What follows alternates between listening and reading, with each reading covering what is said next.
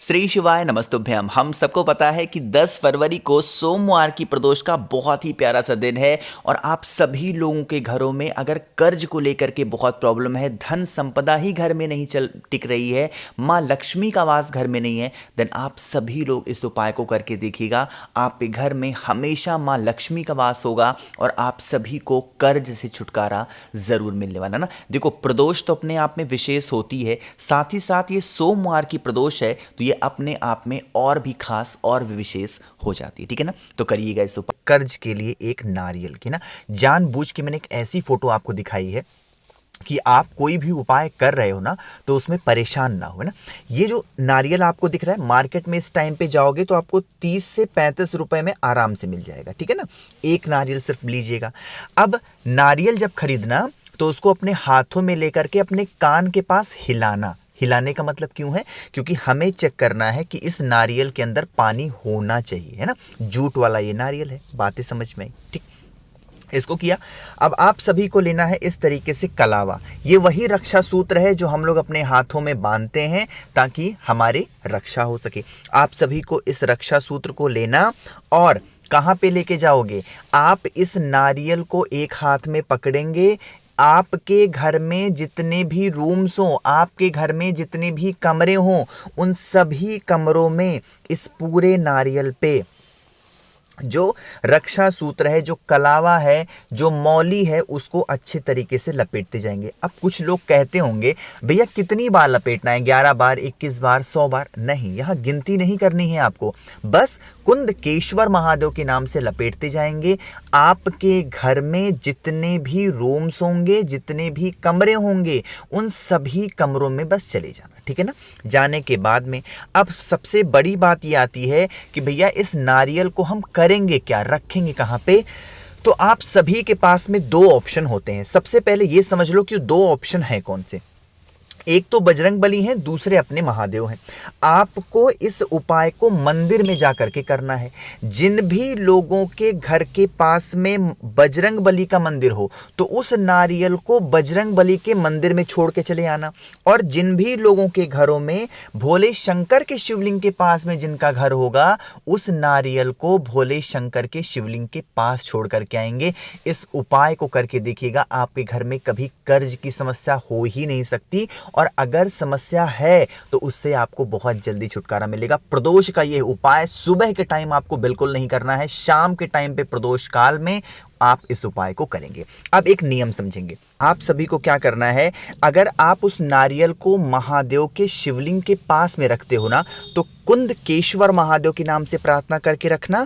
और अगर आप उस नारियल को बजरंग बली के पास में रख रहे हो तो आप बालाजी का स्मरण करके रखना। ठीक है ना।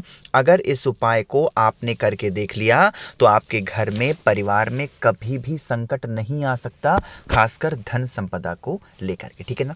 पहला उपाय आपको समझ में आ गया। आगे बढ़ते हैं अब इस वीडियो के हम लोग अपने दूसरे उपाय की तरफ, जो कि आप सभी को करना है सफेद पुष्प के साथ में ना। चलो समझने की कोशिश करते हैं। सबसे पहले बता देते हैं इस उपाय के फायदे क्या हैं। इस उपाय का जो फायदा है वो है कष्ट को लेकर के ना। जैसे देखो, जैसे मेरे परिवार का अलग कष्ट होगा, आपके परिवार का अलग कष्ट होगा। आपके घर में धन की कमी है तो इस उपाय को धन के लिए करो, बीमारी है तो बीमारी के लिए कर सकते हो। किसी भी चीज की दिक्कत अगर आपके घर में है देन आप इस उपाय को जरूर करेंगे। ठीक है ना। देखो, सबसे पहले हम समझ लेते हैं इस उपाय के लिए हमें किन किन चीज़ों की आवश्यकता पड़ने वाली है। यहाँ पे आप सभी को सफ़ेद फूल दिख रहा है। नियम ये कहता है कि हमें सफ़ेद पुष्प की आवश्यकता होगी, वो भी एक दो नहीं बल्कि 7 सफ़ेद पुष्प, है ना। और ये उपाय सिर्फ प्रदोष पे करते हैं। अब कहोगे भैया हम जिस स्थान पे रहते हैं, जिस जगह पे रहते हैं, वहाँ हमें सफ़ेद फूल नहीं मिलता, अब हम क्या करें? तो अगर आपको सफ़ेद पुष्प नहीं मिल पाता है तो आपको क्या करना है, कोई सा भी फूल मिल जाए उस फूल को ले लो और उसके बाद में महादेव के शिवलिंग के पास लेकर के पहुँच जाओ। नियम क्या कहता है कि आपके पास में होना चाहिए पीला चंदन। क्या होना चाहिए? पीला चंदन। उस पीले चंदन की 7 बिंदी महादेव के शिवलिंग के ऊपर लगानी है। सफेद पुष्प का क्या करना है अभी आपको बताऊंगा। जो आपके पास में बिंदी है, मतलब चंदन है उसको क्या करेंगे, आप इस प्रकार से लगाएंगे महादेव के शिवलिंग के ऊपर, है ना, लगा देना। अब जहां जहां 7 जगह पे बिंदी लगानी है आपको, जिस जिस स्थान पे आपने बिंदी को लगाई है उस स्थान पे आप सभी को क्या करना है, उस सफेद पुष्प को आपको समर्पित करते जाना है। अब यहाँ पे हमें एक नाम महादेव का जरूर ध्यान रखना चाहिए और वो नाम होगा अवधूतेश्वर महादेव। कौन से नाम से, अवधूतेश्वर महादेव के नाम से आप सभी को उस सफेद पुष्प को समर्पित करना है। और देन लास्ट में 1 लोटा जल समर्पित कर देने से आपके घर में, परिवार में कभी भी कोई दिक्कत नहीं आ सकती है। हमेशा भोले शंकर की कृपा घर पे बनी रहेगी। अब एक नियम ध्यान रखेंगे, इस उपाय को भी सुबह के टाइम पे नहीं करेंगे, प्रदोष काल के बाद में ही करना है। इस चीज का ध्यान जरूर रखिएगा, ठीक है ना। चलो, तो 2 उपाय आपको समझ में आ गए होंगे। आगे बढ़ते हैं अब इस वीडियो के हम लोग अपने तीसरे उपाय की तरफ। और यह जो उपाय होगा, स्पेशली आप इस उपाय को बीमार व्यक्ति को ठीक करने के लिए कर सकते हो ना। देखो, सबसे पहले एक छोटा सा काम जल्दी से कर दीजिए, जितने भी लोग वीडियो को देख रहे हैं, और आप सबसे पहले वीडियो को लाइक करेंगे। मेरे जितने भी भाई बहन आवाज़ आज मेरी पहली बार सुन रहे हैं, चैनल को ज़रूर सब्सक्राइब करेंगे, है ना।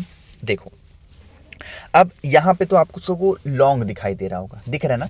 तो आपको क्या करना है, सबसे पहले इस उपाय के लिए, कौन सा उपाय है, बीमारी का, तो बीमारी के इस उपाय के लिए आपको 5 लौंग लेना है ना। अभी नाम जो आपको इस बार बताऊंगा ना महादेव का, वो नाम आपको बहुत ज़रूरी होगा।